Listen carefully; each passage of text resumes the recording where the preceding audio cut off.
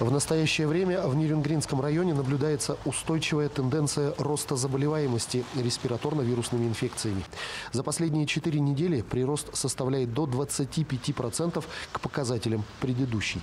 Для стабилизации ситуации в районе введен ряд мер для сдерживания сезонных инфекционных заболеваний. Было экстренно принято решение о проведении санитарно-противоэпидемической комиссии, на которой были отработаны и приняты решения по отдельным противоэпидемическим мероприятиям, в том числе о переводе на дистанционную форму обучения 7-8 классов всех общеобразовательных учреждений, сокращении продолжительности уроков по начальной школе, 1-4 классы, о переводе на дистанционную форму работы всех учреждений дополнительного образования, закрытии в школах бассейнов. Также на территории Нерюнгринского района вводится ряд ограничительных мер при проведении массовых мероприятий. Это введение масочного режима, использование бактерицидных облучателей и обязательная дезинфекция.